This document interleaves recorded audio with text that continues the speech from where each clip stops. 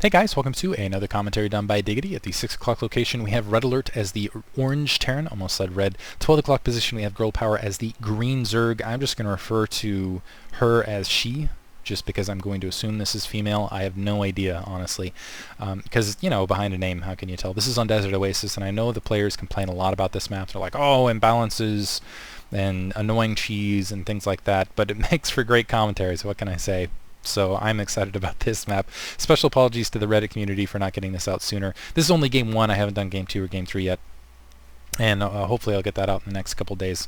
It's been slow going. I've had a ton of technical issues recently. I'm trying to pan them all out and get a better product in general. Actually, one thing, if you guys like the logo, too bad it's going away. I actually have someone maybe working on a new one.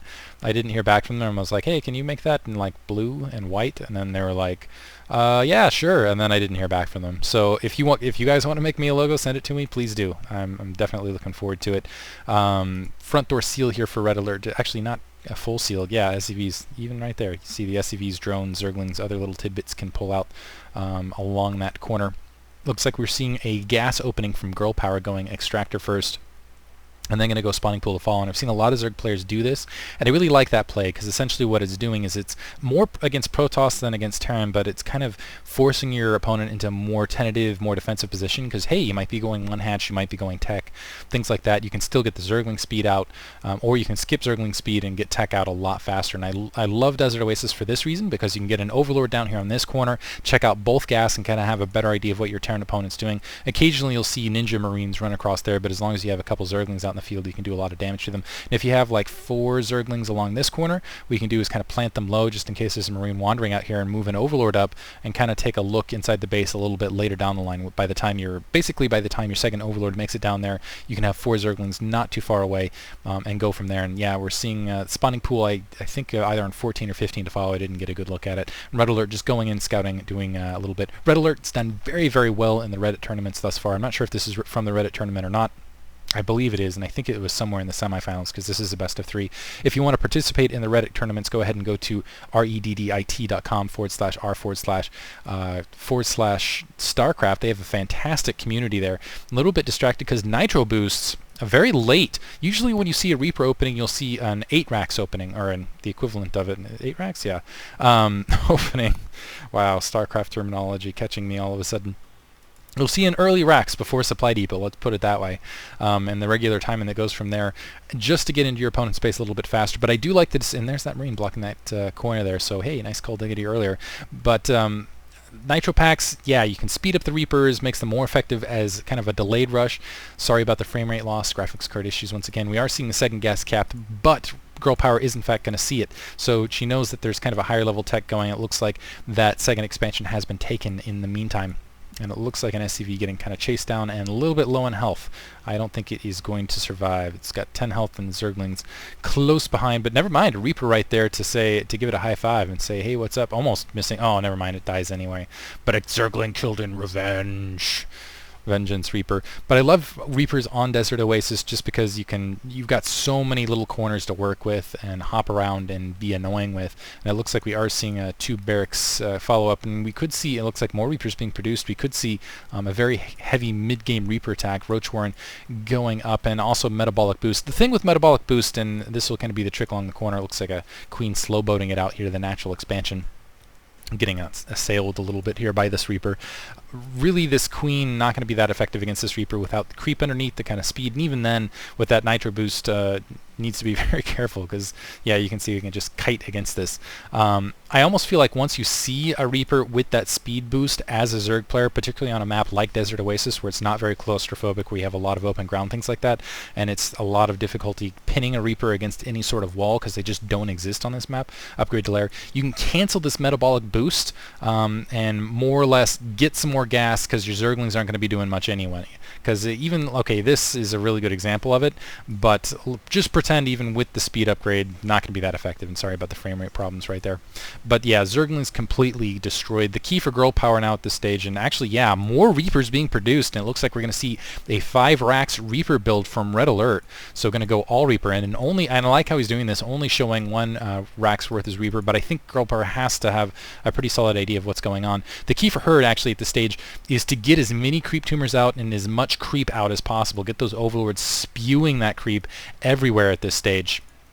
And also get some speed, and it looks like, yeah, that speed upgrade already upgrading for the roaches, so on top of it. Because otherwise, yeah, the roaches don't have the best range. They're not fast enough to deal with the Reapers, but once they're on creep, you can see that little speed boost. They become much more effective against these Reapers, and then it's just a key of getting some spine crawlers out and getting good spread. But yeah, critically, there we go, laying that creep out and just providing some defense that way. But in the meantime, RedAlert doing a fantastic job getting back. They're able to kill a drone, and every drone kill hurts, because the way just the Zerg economy works, if you kill a unit, specifically drones, that means he's got to produce another replacement drone on top of that. And that could have been another drone or even an attack unit, and getting in there completely halting, wow, completely halting GurlPower's economy now, providing a lot of damage. But it looks like the roaches are going to be able to get in there, do a little bit of damage, fight them back. 2 sacrificial Reapers, and they're in a bad situation now. Looks like a queen right there. They're looping around. One getting killed, coming back up. Going to lose that army composition. Very nice defense by GurlPower thus far, but still 2 Reapers survive. Looks like they're going to get another drone kill on top of it. But and you can see RedAlert just maintaining even supply economically and doing a fantastic job of doing so here. But yeah, 5 Racks Reaper and a command center being built here at the corner. Nice timing, diggity. Checking everything out, and so it looks like you're going to see an economic follow-up just after pinning GurlPower back. GurlPower is going to have a hard time, especially, and it's a weird situation where she needs to overcommit to defense just because Reapers are so frustrating on this level, and on this map I should say, and almost one-shotting these roaches as well. And yeah, honestly, they could turn around, maybe even engage the roaches here with this queen. Looks like, I gotta say, GurlPower is doing a pretty good defense, even though she is losing quite a few harvesters here and there. And I like the creep spread. Need more creep. It's like the cowbell. Need more creep. That's kind of, I guess creep is cowbell for Zergs, and perhaps it makes a similar sound in their head, the dong dong dong dong dong. And you would maybe just for the banelings, and that's why they want to commit suicide anyway. But more Reapers coming out, and actually looking at the count, almost even army count, 11 Reapers and only 6 roaches. Not too bad to defend against that, I gotta say. So pretty solid grouping out, and it's just going to come down to spread and a spire now being built to kind of switch that back around. I do not like the positioning of this spire, though, in the middle here. I'd really prefer it kind of at a back corner, like on that edge. And it looks like, actually, can that be shot on that edge? Basically, that reason right there. That's why I don't like that at that location, because the Reapers can just run up and just kill it, just crush it, just knock it down extremely rapidly. I prefer a much more convoluted, much more difficult location to get to. Looks like it's going to be placed again, once again at a very vulnerable location, kind of central, granted, but nevertheless, I would prefer it being kind of in amongst other buildings and things like that. In the meantime, more marine. Wow, a Marine Marauder switch up, and let's see if we're going to see that concussive shells. After seeing that spire being built once, feels like, hey, I've got enough time. I don't have to. I'm going to be facing more of a ground army for quite a bit. I'm still going to produce a couple Marines, could probably still a dedication to Mutalisks, but I can produce a lot more Marauders underneath and not worry about it. GurlPower actually pumping a ton of Harvesters. Wow, how did she sneak that many Harvesters in during this entire harass? Unbelievable, and maybe getting a little bit too greedy here and might end up paying for it depending. So RedAlert now moving his economy to the natural expansion. Once he drops some mules, should be able to catch up decently economically. Mules really do keep Terran in the game comparatively. Looks like an Overseer wandering in for GurlPower, so I like that. Able to go in, get the scouting information, going to see these Marauders, going to see these Marines, and be in a pretty good position to deal with it. Switching back to the, yeah, it looks like Stimpack's still upgrading. Going to see everything, and that's a ton of information right there. Hey, a bunch of Marauders, I'm going to have to cope with them. I know it now and need to produce some troops here instead of just continuing to pump out a ton of Harvesters, although that is a lot of Harvesters. Spire up and Spire right back down. That did not last long. And that, again, more power of Reapers. That is just, wow, terrible damage that they can do. Terrible, terrible damage. Let's see if any Mutalisks popped out. I'll protect it. Okay, we did get 3 Mutalisks out there. Another Spire being built right there, as well as a Baneling Nest. Let's see if I can find that. Baneling Nest being produced as well. But I feel like GurlPower in a very difficult position now. A large Marauder medic. I like that. A little bit of corruption delay, and it looks like that Overseer was able to escape as well. But 3 Mutalisks running forward, losing a lot of the economy. Maybe can use these 3 Mutalisks to just be a little bit annoying, but I'm not sure how much and for how long. Looks like they're just going to hang out there.